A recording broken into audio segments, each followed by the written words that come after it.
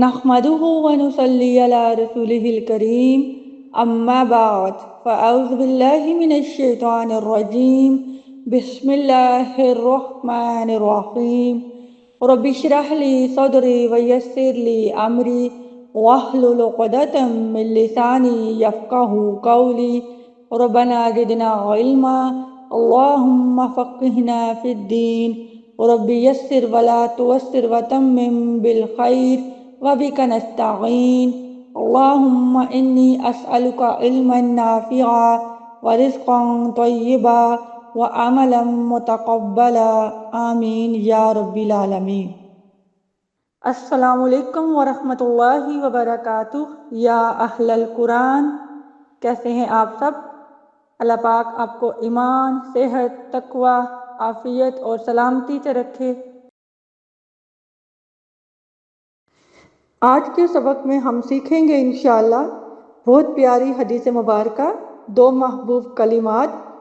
اس کے بعد ہم نے اصول مخارج میں حلق کا سبق شروع کیا ہوا ہے، اصل اول جس کو کہتے ہیں، یعنی پہلا اصول مخارج حلق، اور حلق میں سے ہم اکثر حلق پڑھ چکے ہیں۔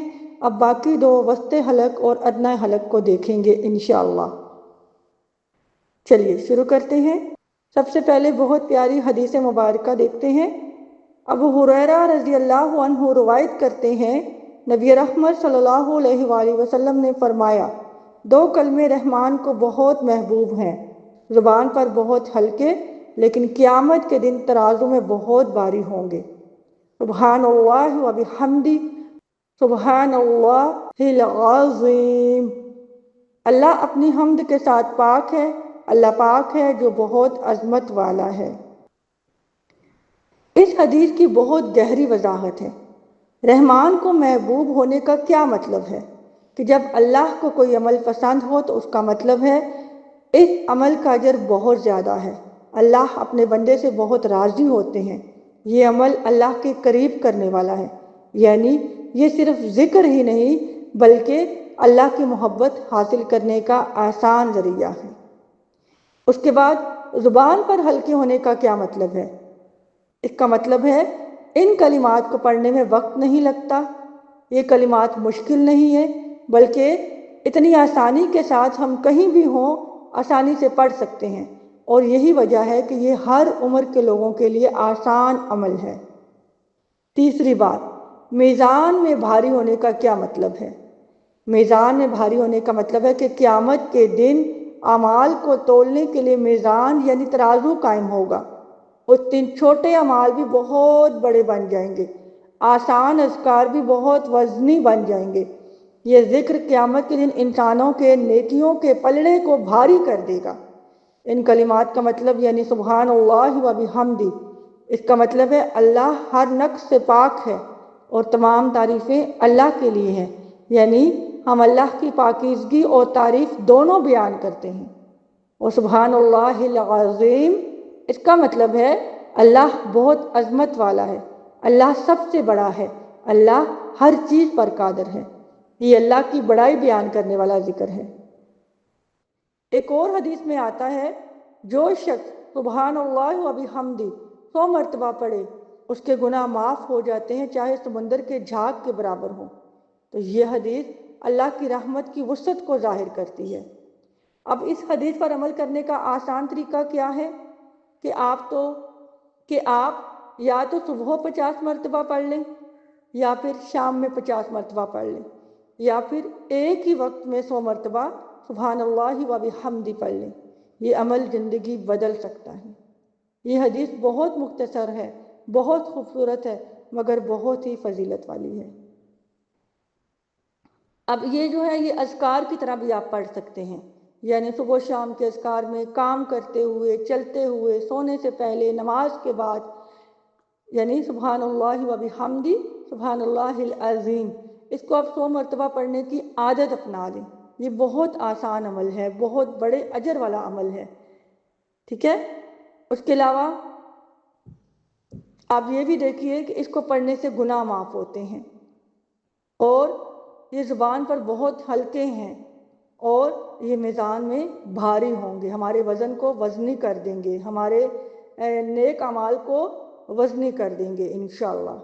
اس لیے ان کلمات کو پڑھنے کی عادت اپنائیں، ہمارے گناہوں کی معافی کا ذریعہ ہیں، دل کو سکون ملتا ہے۔ اللہ تعالیٰ ہمیں کثرت سے ذکر کرنے کی توفیق عطا فرمائے، آمین یا رب العالمین۔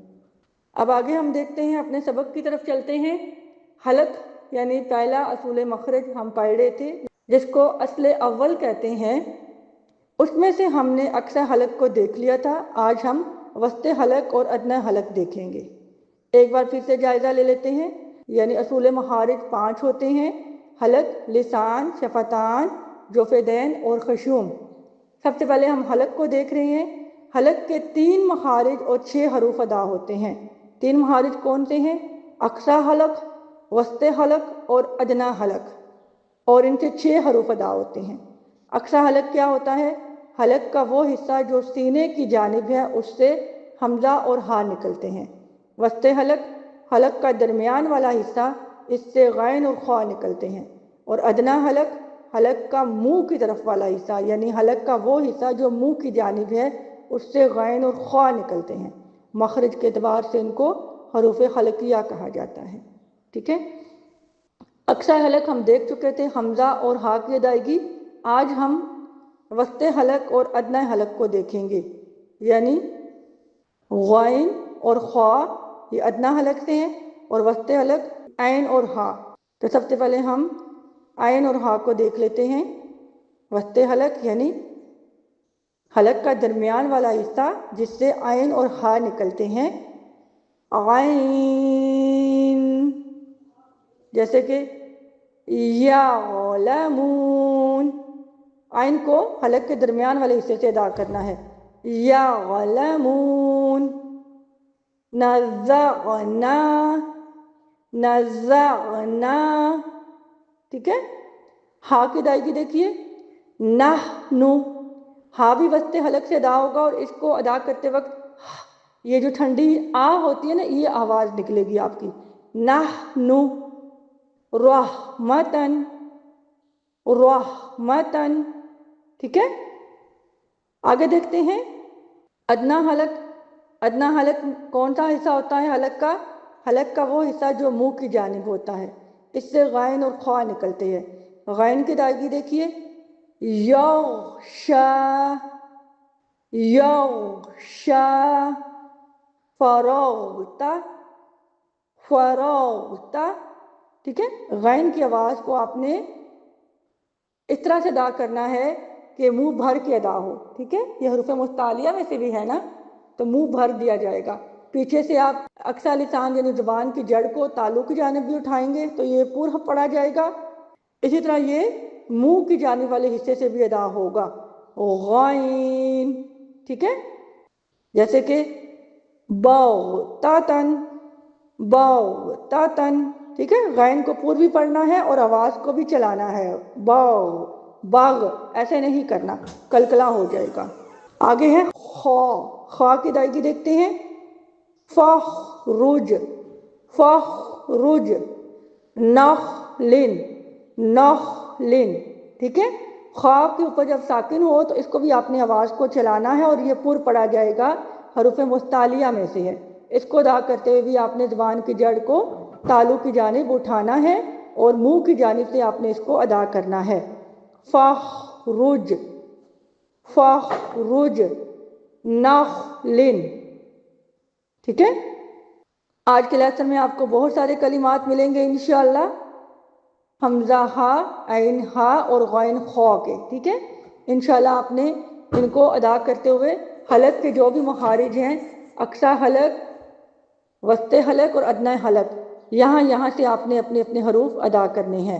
اقصی حلق سے حمزہ اور ہا ادا ہوں گے، یہ جو کہ باریک ادا ہوتے ہیں۔ وسط حلق سے عین اور ہا ادا ہوں گے، یہ بھی باریک ادا ہوں گے۔ اور ادنی حلق سے غین اور خا ادا ہوں گے، جو کہ پر ادا ہوں گے، موٹے ادا ہوں گے انشاءاللہ۔ ترتیل کے لیسن میں انشاءاللہ سورۃ النازعات کو مکمل کریں گے انشاءاللہ، اور سورۃ عبسہ کو شروع کریں گے انشاءاللہ۔ ترتیل کے قواعد میں انشاءاللہ ہم جو نئے قواعد ہیں ان میں آپ دیکھیں گے علامات کو پہچانیں گے، علامات کیا ہوتی ہیں؟ 4 طرح کی علامات ہوتی ہیں: جزم، شد، بڑی مد اور چھوٹی مد۔ بڑی مد کو مد متصل بھی کہتے ہیں یا مد متصل واجب بھی کہتے ہیں، اور چھوٹی مد کو مد منفصل یعنی مد جائز یا پھر مد منفصل جائز بھی کہتے ہیں، ٹھیک ہے۔ علامات میں سب سے پہلے جزم کیا ہوتی ہے؟ جزم سکون کو کہتے ہیں، جو 3 طرح سے لکھی ہوتی ہے: دال کی شکل میں، الٹی دال کی شکل میں، دائرے کی شکل میں، ٹھیک ہے، اور جس حرف پر ہو اس کو ساکن کر دیتی ہے۔ شد کیا ہوتا ہے؟ شد میں 2 حروف ہوتے ہیں، یاد رکھیے، پہلا حرف ساکن ہوتا ہے، دوسرا متحرک ہوتا ہے۔ اب جو ساکن ہوتا ہے پہلا والا حرف، اس کو پچھلے متحرک حرف سے ملا کر پڑھا جاتا ہے، اور جو دوسرا متحرک ہوتا ہے وہ اپنی ہی حرکت کے ساتھ پڑھا جاتا ہے، ٹھیک ہے۔ جیسے کہ ابا، اب ابا با مشدد ہے، با مشدد میں کیا نظر آ رہا ہے آپ کو؟ با ساکن اور با متحرک۔ اب پہلا والا با ساکن حمزہ مفتوح کے ساتھ ملا کر پڑھا جائے گا، حمزہ زبر با اب، ٹھیک ہے، پہلا ساکن پچھلے حرف کے ساتھ ملا کر پڑھا گیا، اور با زبر با، دوسرا والا با اپنی حرکت کے ساتھ پڑھا گیا، ابا، ٹھیک ہے۔ اس کے بعد ہے بڑی مد۔ بڑی مد کو کہتے ہیں مد متصل واجب۔ بڑی مد کی کیا پہچان ہے؟ کہ حروف مدہ یا حرکات مدہ کے بعد حمزہ اسی کلمے میں ہو تو اس کو بڑی مد کہتے ہیں۔ اس کی مقدار 2 الف یعنی 4 حرکات ہوتی ہیں، ٹھیک ہے۔ جیسے کہ دیکھیے سورۃ عباسہ میں، دیکھیے آیت نمبر 2 میں جاءہ العامہ، اس میں جاء جو ہے یہاں پہ بڑی مد پائی جا رہی ہے۔ کیوں؟ کیونکہ حمزہ حروف مدہ کے بعد اسی کلمے میں آ گیا ہے۔ حروف مدہ کہاں پہ ہے؟ جا زبر الف جا، یہ حروف مدہ ہے، ہمارا الف مدہ ہے۔ الف مدہ کے بعد حمزہ اسی کلمے میں آ جائے تو ہماری بڑی مد ہوتی ہے، ٹھیک ہے۔ تو اس کو آپ نے کتنا کھینچنا ہوتا ہے؟ اس کو مد واجب اسی لیے کہا جاتا ہے کہ اس کی مقدار جو 2 الف یعنی 4 حرکات ہے، اس کو اتنا ہی کھینچنا ہے، اس کی مقدار کو آپ کم زیادہ نہیں کر سکتے، ٹھیک ہے۔ واجب کا مطلب ہوتا ہے لازم، لازم ہونا، یعنی آپ پہ لازم ہے کہ آپ مد متصل کی مقدار کو 2 الف یعنی 4 حرکات کے برابر کھینچیں، ٹھیک ہے۔ جاءہ العامہ، آگے آیت نمبر 8 میں دیکھیے جاءک، ٹھیک ہے، یہ بھی مد متصل واجب ہے۔ اس کے بعد ہے مد منفصل جائز، چھوٹی مد۔ اس کی پہچان کیا ہے؟ حروف مدہ یا حرکات مدہ کے بعد حمزہ اگلے کلمے میں ہو، وہاں جو مد پائی جاتی ہے اس کو کہتے ہیں مد منفصل جائز۔ اس کی مقدار جو ہے 2 الف 4 حرکات کے برابر ہے، لیکن اس کو جائز کیوں کہا جاتا ہے؟ کیونکہ اس میں ہمارے پاس آپشن ہے کہ ہم اس کی مقدار کو 1 الف یعنی 2 حرکات کے برابر بھی کھینچ سکتے ہیں، ٹھیک ہے، اس لیے اس کا نام مد جائز ہے۔ مد واجب میں مقدار جو ہے وہ 2 الف 4 حرکات کے برابر کھینچنی ہی کھینچنی ہے، جبکہ مد منفصل جائز میں ہمارے پاس آپشن ہے کہ ہم اس کو 1 الف یعنی 2 حرکات کے برابر بھی کھینچ سکتے ہیں اور 2 الف یعنی 4 حرکات کے برابر بھی کھینچ سکتے ہیں، اور عموماً ہم 2 الف یعنی 4 حرکات کے برابر ہی کھینچتے ہیں، ٹھیک ہے۔ سورۃ النازعات آیت نمبر 45 میں دیکھیے انما انت، یہاں پہ دیکھیے اب حروف مدہ ایک کلمے میں ہے اور حمزہ دوسرے کلمے میں ہے، تو مد متصل کا ہم نے پڑھا تھا کہ حروف مدہ کے بعد حمزہ اسی کلمے میں ہو تو وہ مد متصل کہلاتی ہے۔ مد منفصل کی پہچان کیا ہے؟ کہ حروف مدہ ایک کلمے میں ہو اور حمزہ دوسرے کلمے میں ہو، تو وہاں پہ جو مد پائی جاتی ہے اس کو مد منفصل جائز کہا جاتا ہے۔ تو انما انت، اس میں دیکھیے ما کیا ہوتا ہے؟ حروف مدہ، الف مدہ، الف مدہ ہمارا ایک کلمے میں ہے، اور حمزہ انت، حمزہ دوسرے کلمے میں ہے، تو یہاں پہ اب جو مد پائی جا رہی ہے، آپ کو جو مد نظر آ رہی ہے، یہ ہے ہماری مد منفصل جائز، ٹھیک ہے۔ آج کا لیسن ہم یہیں تک رکھتے ہیں، اب اسیسمنٹ ٹائم ہے۔ اسسمنٹ کوشچن آپ کے ساتھ شیئر کیے جا رہے ہیں، آپ سب ان سوالوں کو غور سے پڑھیے گا اور ان کے آنسر کامنٹ سیکشن میں ضرور ٹائپ کریں۔ اس سے ہمیں پتہ چلتا ہے کہ آپ کے کانسیپٹ کتنے کلیئر ہو گئے ہیں، اور اگر کوئی سوال ہے تو کامنٹ سیکشن میں آپ سوال بھی پوچھ سکتے ہیں، آپ کی رہنمائی کر دی جائے گی انشاءاللہ۔